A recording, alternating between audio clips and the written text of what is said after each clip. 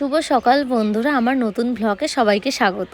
তো দেখতে পাচ্ছ আজকে সকালবেলা আমি যাচ্ছিলাম যোগে স্নান করতে নদীর ধারে। তো আমাদের বাড়ি থেকে প্রায় 2 থেকে 3 কিলোমিটার দূরে যোগের স্নান হয় নদীর ধারে। তো রাত্রেবেলা আমার বর, অনেকগুলো দেওর, ওরা সবাই গেছে ওখানে, কিন্তু আমি যাইনি, কারণ মেয়েদের রাত্রেবেলা তো বেরোনো উচিত না, এই কারণে।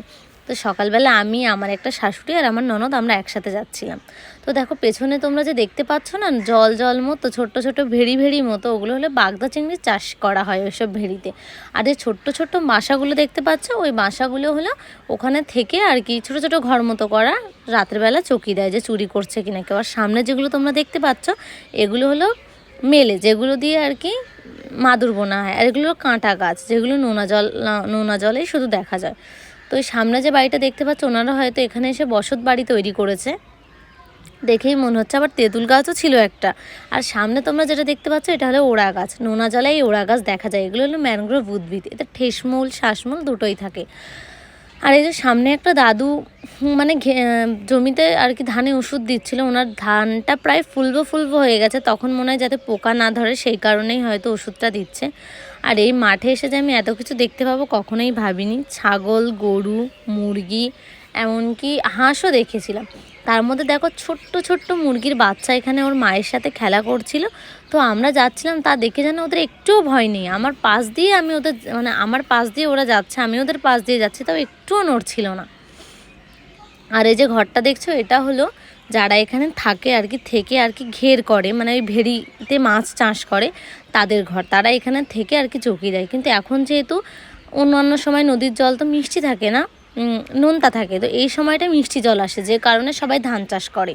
আর ধান চাষ করার পরই আবার নোনা জল তুলে দেবে নদী থেকে, দিয়ে আবার চাষ করতে শুরু করবে বাগদা চিংড়ির চাষ। তো এই যে দেখো গোয়ালের চালে কত সুন্দর ঝকঝকে চকচকে পুঁইশাক হয়েছে। মানে এখানে এসে ওনারা টুকটাক সবজিও লাগাচ্ছে, এর ভেতরেই থাকে। আর এখান থেকে যদি বলো যে যাতায়াত, কোনো ডাক্তারের কাছে যাওয়া বা কোথাও কিছু কেনাকাটা করতে গেলে অনেকটা দূর যাওয়া লাগবে, প্রায় 2 থেকে 3 কিলোমিটার, তাও কোনো গাড়ি পাবে না, হেঁটে হেঁটে যেতে হবে। আর যে গেটটা দেখছো, এটা দিয়েই নদীর জল পুরোপুরি এই যে ভেতরে ঘের করে এখানে নিয়ে আর কি এটা দিয়ে সরবরাহ করে গোটা নদীর জল। তো আমরা যখন পৌঁছেছি, দেখো পূজা তো প্রায় শেষ, সবাই স্নান করছিল। আর নদীতে দেখো কি পরিমাণ ঢেউ, কুয়াশার জন্য ভালো বোঝা যাচ্ছিল না, কিন্তু প্রচুর ঢেউ ছিল। এর মধ্যে আমার বর আবার আমাকে একটা ডাব এনে দিল। আর এখানে দেখো একটা কাকু না ঝালমুড়ি বিক্রি করছিল, কিন্তু এখানে একটাই ঝালমুড়ির দোকান বসেছিল, আর তেমন কোনো দোকান বসেনি।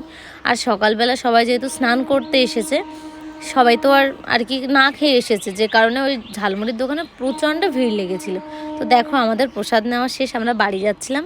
তারপর আমার যে ছোট্ট দেওরটা দেখছো, ওর মায়ের কোলে ওর বাবার সাথে এসেছিলো আর কি। আমাদের এদিক দিয়ে আর কি মানে বড় রাস্তা আছে, সেখান থেকে যে রাস্তায় আর কি পুজোটা হচ্ছে, ওখান থেকেও আসা যায়।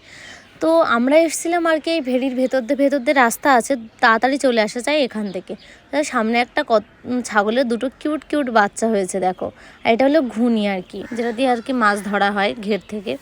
তো এখানে কেওড়া গাছে ছোট্ট কেওড়া হচ্ছিলো, এখন মনে হয় তো কেওড়ার সিজন না, যে কারণে হয়তো ছোট কেওড়া এখন তো টক হয় না, যখন আর কি আর একটু দিন যাবে তবে টক হবে।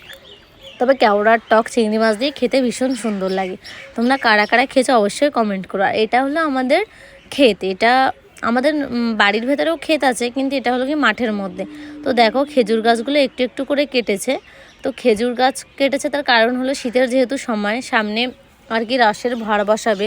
তো খেজুরের রস খেতে কিন্তু ভীষণ ভালো লাগে, আমি 2-1বার খেয়েছি, আমারও খুব ভালো লাগে খেতে। তো এখানে দেখো ঘোগা বলে আর কি, কাঁকড়াতে তৈরি করে, একটা ঘের থেকে অন্য ঘেরে জল যায়, সেটাকে আর কি ঘোগা বলে। তো তার সামনে ছোট্ট কী সব মাছ যেন ঘুরে বেড়াচ্ছিল।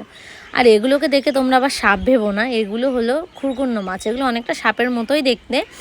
এরা আর কি জলের উপর দিয়ে চলাফেরা করে, আর এদের জাল দিয়ে মানে ধরা যায় ঠিকই, কিন্তু খুব তাড়াতাড়ি ধরা যায় না, অনেক কষ্টে ধরতে হয়। আর যে গরুগুলো দেখছো, এগুলো আমাদের, এরা মাঠের মধ্যে থাকে। এই যে দেখছো এটা হলো গোয়াল ঘর, এখানেই থাকে। আর আমাদের এই ঘেরে একটা কাকু থাকে, সে কাকু আর কি দেখাশোনা করে। তা ওদের হেঁটে হেঁটে এসে কষ্ট হয়ে গেছে, তাই জন্য দেখো বসে পড়েছে। ওই কাকুর কাছ থেকে জল চেয়ে সবাই জল খাচ্ছিল, আমিও একটু খেয়েছিলাম, কারণ নদীর ধারে তো ভালো জল পাওয়া যায় না। একটা বাড়ি থেকে একটুখানি জল চেয়ে খেয়েছিলাম, ভীষণ বাজে খেতে। তো এই জন্যে আর কি আমরা এখান থেকে এসে কাকুর কাছ থেকে জল খেয়ে নিয়েছিলাম। তো তোমরা সামনে যে ঘেরটা দেখতে পাচ্ছ এটা আমাদের ঘের, মানে বাপাসের না। তো এটা হলো বাবার ঘের, বাবা এখানে মাছ চাষ করে। আর এই যে দেখো একটা সাপ এই উপর দিয়ে জাল দিয়ে রেখেছে একটা কাকুর ঘেরে, মানে উপরে উঠে সাপটা মরে গেছে। মানে কি অবস্থা, কিভাবে যে আর কি মরেছে কে জানে, ওর উপরে শুকিয়ে গেছে পুরো।